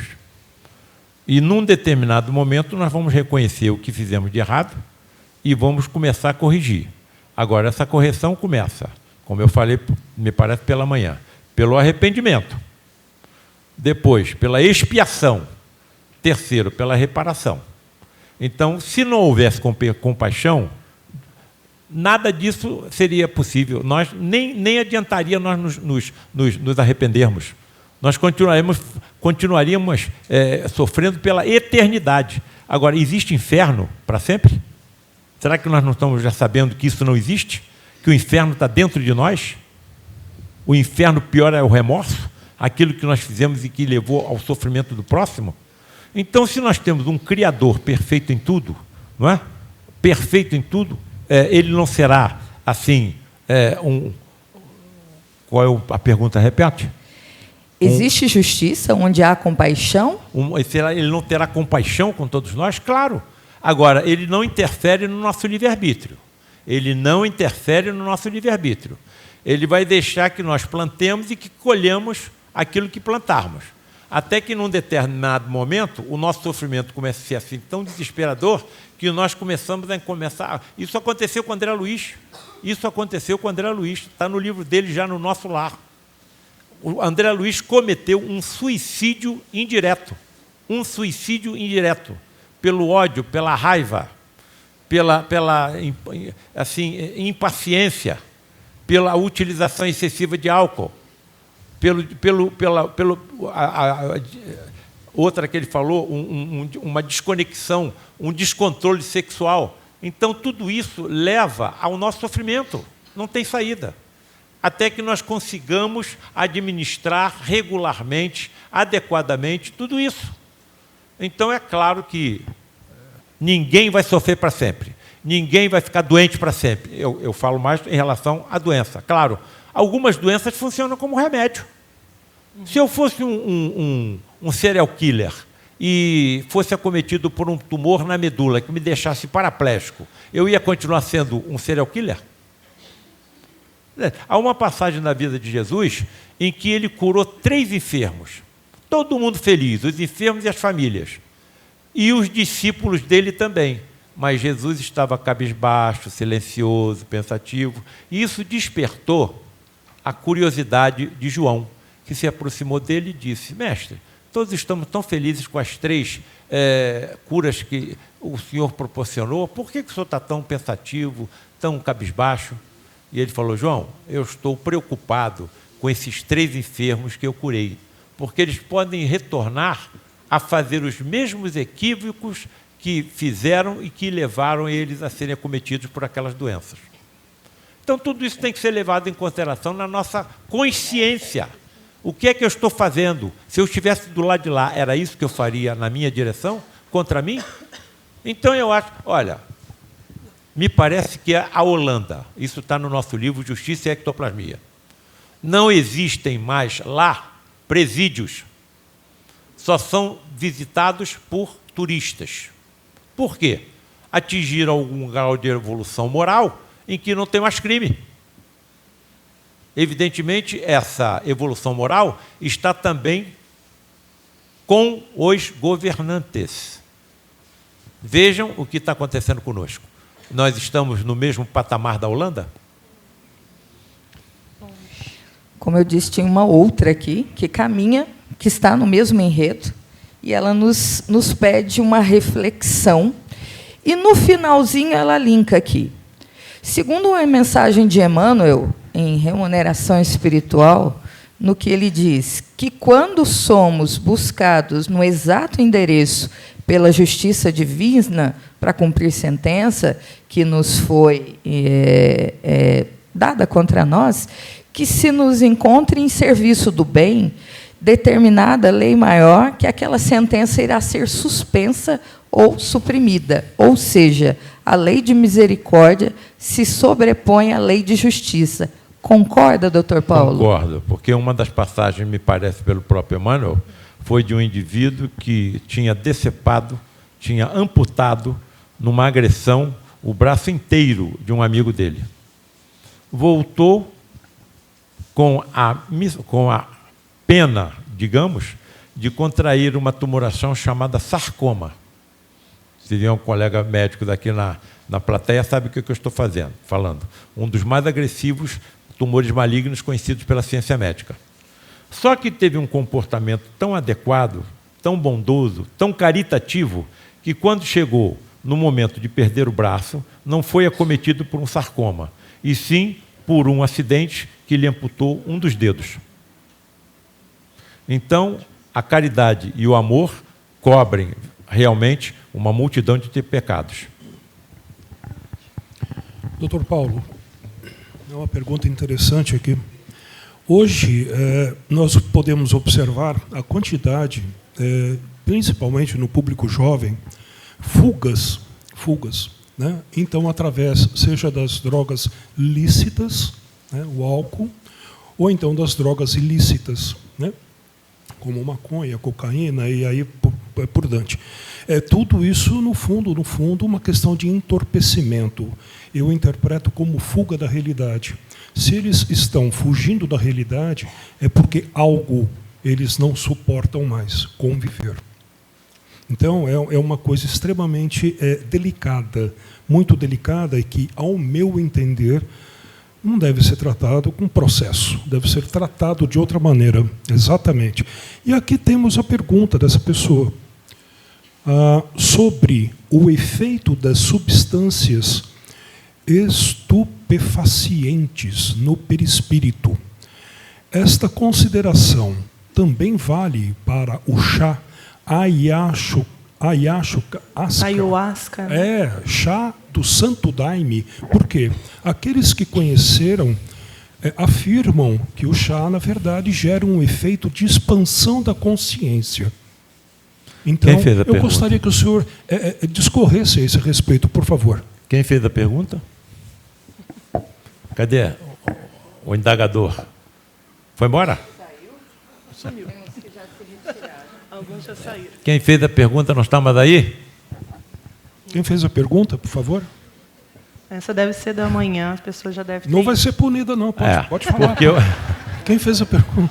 Porque Bom, eu ia de qualquer perguntar maneira, o parabéns seguinte, pela pergunta e pela ocasião. se estava aqui quando nós mostramos uma imagem que foi desenhada na fumaça de cigarro de um tabagista. Então, aquela, para mim, a minha interpretação pessoal, é que ele estava acompanhado por um tremendo espírito obsessor e que estava absorvendo, por exemplo, a nicotina. A nicotina, ela impregna no sistema nervoso central e leva à dependência química. Assim como acontece com crack, como acontece com ópio, etc, etc, etc. Então, quer dizer, mais uma vez, se você tem uma comprovação de que isso acontece, eu vou me entregar a esse inferno das drogas? O que acontece com aqueles que passam por outro lado e enriqueceram às custas do mercado das drogas? Mais uma vez, fica claro para mim que a comprovação científica da lei de ação e de reação, fica claro, a humanidade vai ser salva na hora que você sabe. Se isso vai acontecer comigo, por que eu vou fazer isso? Eu não sei se eu der um passo a mais em um precipício eu vou cair. Não existe uma lei chamada lei da gravidade? Então, se isso sendo comprovado cientificamente, como é que eu vou continuar fazendo esses mesmos equívocos? Meu Deus do céu, o sofrimento desses indivíduos do outro lado da vida é inenarrável em linguagem humana, viva ou morta. Não há como eles descreverem o que eles passam. Só numa enfermaria do Nosso Lar, da colônia Nosso Lar, estavam com mais de 1000 enfermos desencarnados nessa situação. 1000! Quanto tempo eles vão ficar até haver uma recuperação? Então, na hora que nós soubermos isso, daí o que eu acho é o seguinte: a divulgação das verdades que já estão impregnadas no nosso coração, na nossa mente, não pode ficar só conosco. Nós temos que divulgar. Eu divulgo todos aqueles que eu consigo alcançar. Colegas alcoólatras, colegas que se aproximam das drogas.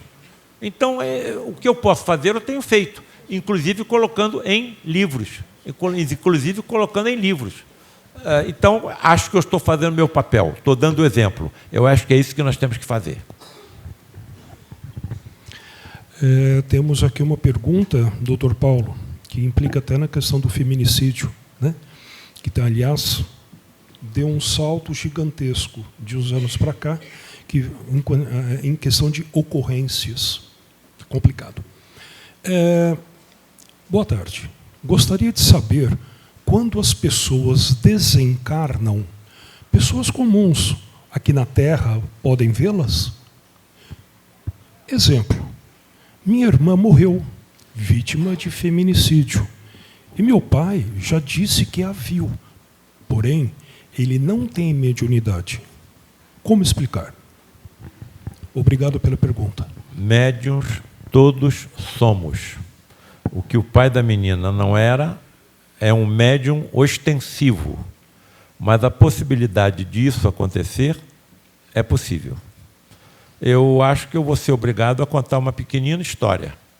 E essa pequenina história, eu já contei para o meu amigo hoje aqui na hora do almoço. Eu tenho pai, ou tinha pai e mãe médiuns, e sempre me indagava: por que o meu pai vê e eu não vejo? Por que meu pai ouve e eu não ouço? Por que o meu pai capta mensagens telepáticas e eu não capto? Bem, e isso aconteceu uma única vez comigo em 2022. A única vez. Compressão de 3 vértebras me tornaram absolutamente hemiplégico. Eu fiquei com o meu membro inferior esquerdo todo paralisado e com intensa dor durante 30 dias, um mês, indo para Piauí dar palestra, de Piauí para São Paulo, em cadeira de rodas. Dando aula em cadeira de rodas, operando num banco elevado para poder ficar sentado operando e dando aula de cadeira de rodas.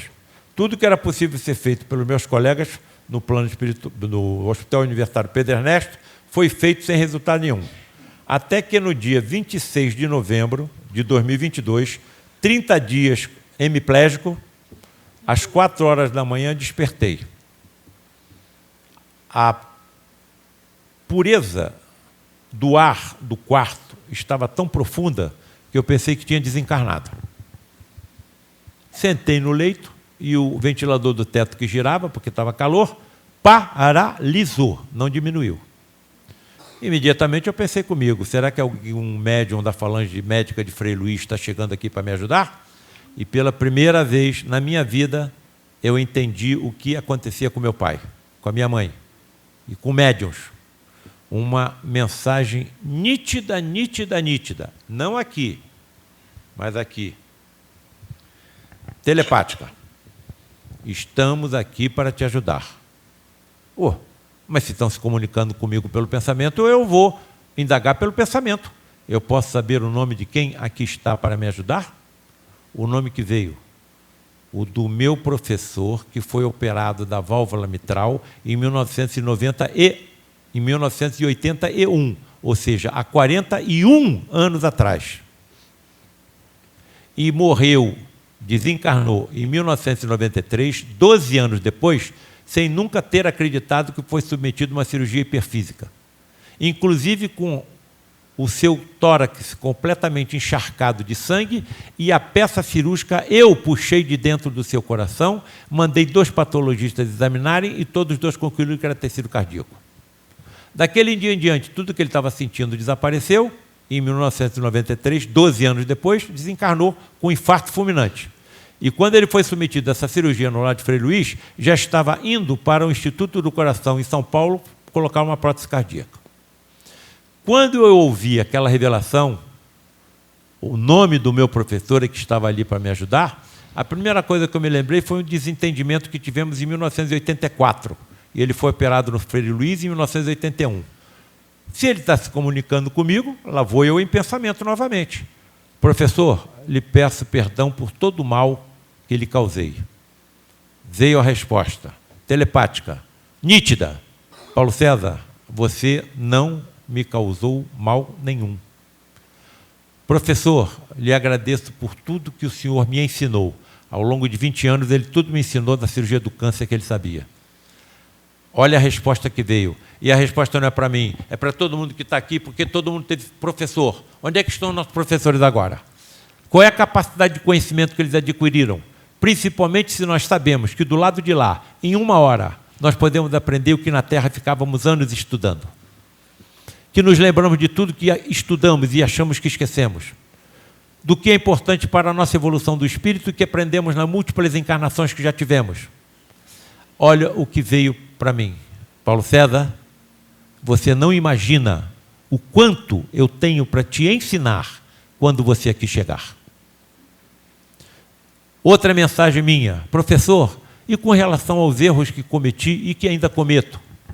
Resposta, mas eu também cometi os meus erros. Ali eu parei, ele não. Vire de bruços, mensagem telepática, virei, barriga para baixo. Coloque seu tornozelo direito atrás do esquerdo. Coloquei. O membro esquerdo era todo que estava paralisado. Naquele momento, nitidamente, alguém segurou o meu tornozelo esquerdo e começou a fazer flexões para frente e para trás, como se algum tratamento fisioterápico estivesse sendo feito. Terminou. Volte à posição normal. E agora para arrasar. Paulo César, você quer saber por que está passando pelo que está passando? Quero, professor. Você está incomodando muito com o que escreve e com o que fala aqueles que não querem que essas verdades cheguem à humanidade da Terra. Daquele momento em diante, a atmosfera do quarto começou a voltar ao normal e o ventilador voltou a girar. Minha esposa, desmaiada do lado, despertou e indagou: o que está acontecendo? Não sei se você vai acreditar, mas aconteceu isso e isso. De onde veio a energia para o efeito físico que paralisou o ventilador? Dela. Enquanto ela estava adormecida, provavelmente o ectoplasma dela se extravasou e foi utilizado naquele fenômeno físico. Daquele dia em diante, tudo que estava sendo feito começou a dar resultado. 1 ou 2 dias, os meus colegas me colocaram de novo numa mesa de cirurgia, infiltração de anestésico com corticoide na minha medula, e no dia 27 de novembro eu saí da mesa sem sentir mais nada. E nós já estamos no dia 26 de julho de 2025. Então, é ou não é uma prova da mediunidade? Médiuns todos somos. Eu nunca passei por isso e passei a entender o que acontecia com meu pai. É impressionante a nitidez da mensagem. Agora, isso pode acontecer também, evidentemente, com a evidência. Isso pode acontecer, evidentemente, com a clareaudiência. As crianças veem, as crianças ouvem. O grande colega Paulo, que almoçou comigo hoje, ele percebia que quando... Pediatra, ele percebe que quando está atendendo as crianças olham ao lado dele e sorriem, como se estivessem vendo uma outra entidade ao lado do médico encarnado que estava cuidando dela. Então, médiuns nós todos somos. Num determinado momento, isso pode acontecer com qualquer um de nós, como aconteceu comigo. A gente já está indo para o final por conta do adiantado da hora, infelizmente, que a nossa vontade era ficar aqui, mas pelo menos uma semana conversando, né? Só isso. Doutor Paulo, só para a gente encerrar, porque eu acho que a pessoa pode estar muito precisada dessa resposta, a pergunta é o seguinte: como fazer para reparar um aborto? Me sinto arrependida, o que devo fazer para reparar esse erro? Eu me aproximaria de alguma instituição de caridade e faria algum trabalho caritativo, principalmente a crianças abandonadas. É o que eu faria. Me permitam agora citar um outro fantástico exemplo de um colega obstetra e ginecologista que opera comigo há mais de 40 anos. Num hospital público, uma gestante deu à luz a uma criança. E, no mesmo dia, essa gestante desapareceu do hospital, deixando lá a criança, recém-nascida. A direção reuniu os que estavam ali presentes, colegas médicos, sobre o que fazer com essa criança, se nós não encontramos a mãe. E aí a solução foi a seguinte: olha, vamos procurar alguma instituição de caridade que acolha crianças abandonadas como essa, e não estamos vendo outra solução. Nesse momento, esse colega que trabalha comigo há 40 anos e quem fez o parto dessa criança teve a seguinte atuação: deixem essa criança comigo, que eu vou levar hoje mesmo para minha casa. E essa criança hoje está com 27 anos, formada como veterinária e fazendo um trabalho fantástico em relação a isso. Quem estará cuidando dessa mãe que abandonou essa criança quando ela estiver com a idade avançada? Então, aconselho a quem está com essa espada pendente na cabeça que se aproxime de alguma instituição de caridade que cuide de crianças e se coloque à disposição. O amor e a caridade cobrem uma multidão de pecados. Bom, para a gente fazer o encerramento, gostaria de agradecer a presença de todos que estiveram aqui conosco, principalmente de todos aqueles que nos ajudaram a produzir esse evento e fazer com que ele, de fato, acontecesse. Porque vocês não têm ideia da quantidade de pessoas e da quantidade de ações envolvidas para que esse evento aconteça no dia de hoje. Então, nós precisamos agradecer a todos aqueles que foram apoiadores deste evento, a ASEDAC, Associação Educhéria Allan Kardec, o Centro Espírita Allan Kardec, a Academia Itajubense de Letras, a Faculdade de Medicina de Itajubá, e todos esses voluntários que estavam aqui trabalhando hoje e que trabalharam conosco ao longo da caminhada são alunos da Escola de Estudos Espíritas Professor Herculano Pires. E estão com todo carinho cuidando do nosso evento hoje e desde o momento em que ele foi criado, né? E a Maísa Alvarenga Fotografias, que fez várias fotos do nosso evento para torná-lo ainda mais inesquecível para nós. Vamos, então, encerrar. Só um minuto. Terei o máximo prazer e a honra daqueles que quiserem que nós façamos alguma dedicatória nos nossos livros, de me colocar à disposição de todos. Muitíssimo grato mais uma vez.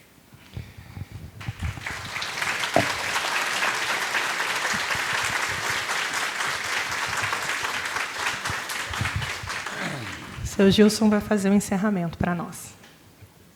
Eu estou muito agradecido a todos vocês por essa presença, porque isso traz para nós uma leitura. Quem está aqui é porque está com vontade de desenvolver conhecimentos. São pessoas que já estão insatisfeitas com o nível de crescimento que têm e querem mais. E nós todos estamos submetidos a uma lei chamada de progresso. Nós precisamos crescer porque todos nós um dia seremos anjos. Agora, o anjo que há em nós, ele é construído por nós. E isso só se faz em muitas encarnações. A questão 921 do Livro dos Espíritos está escrita assim: Deus deixa sempre uma porta aberta para o pecador que se arrepende, seja ele quem for. Onde nós estamos neste momento, nós temos uma escala, do átomo até o arcanjo, há uma imensa jornada a ser descrita pelo espírito humano. E nós estamos bem pertinho do átomo e distante do arcanjo. Em nós existem muitas dúvidas. Nós somos espíritos ainda imperfeitos, habitantes de um planeta de expiação e provas. Imaginem as dúvidas que nós temos. Por isso essas perguntas, porque tudo que nós aprendemos foi baseado em que na natureza só existe a matéria. O espírito foi relegado, vilipendiado e esquecido. Isso é desde o século XVII que acontece isso. Quando a gente começa a perceber que somos seres imortais, e o meu amigo Paulo falou ainda agora sobre isso, nós temos o seguinte: muitas vezes nós estivemos aqui, e cada vez que a gente vem à Terra, nós somos um homem novo ou uma mulher nova. Nós temos uma história, nós construímos alguma coisa ou nos comprometemos com outras. Compreende? Então, de tudo que a gente faça, a misericórdia de Deus nos dará um tempo, nos dará uma moratória. Na realidade, ninguém perece nem morre. Nós estaremos vivos e, por sermos seres imortais, com certeza, nós teremos o tempo que precisarmos para construirmos o anjo que há em nós. Alguns vão mais depressa e outros levam tempo. Se lembra daquele disse? Não, faz o seguinte, diz que o Espiritismo só fala a verdade, mas não precisa fazer isso agora não, faz numa outra encarnação. Olha, aquele que tem pressa trabalha agora. Compreende? Porque tem espírito que nasceu depois do outro, mas chega na frente.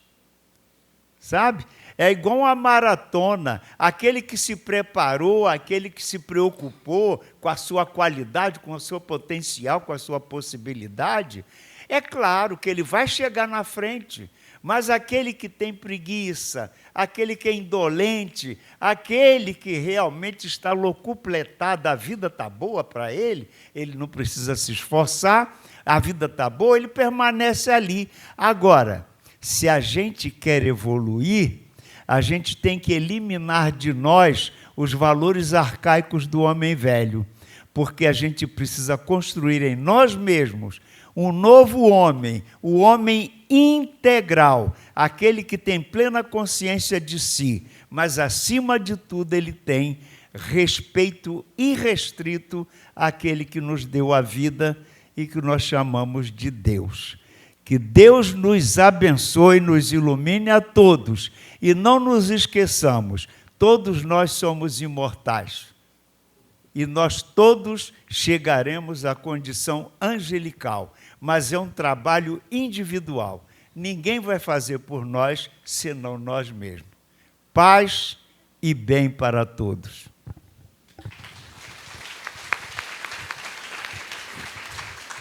Para aqueles profissionais do direito que se encontram aqui, eu vou dar uma dica, que, na verdade, somos eternos buscadores, né?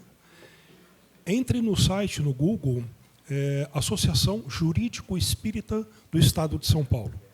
Eu tenho aqui 2 obras, eu sou associado, e recomendo para aqueles que são profissionais do direito. Tá? Estudem, devorem essas obras da associação lá, que é muito boa. Associação Jurídico Espírita do Estado de São Paulo. É isso aí. Muito obrigado.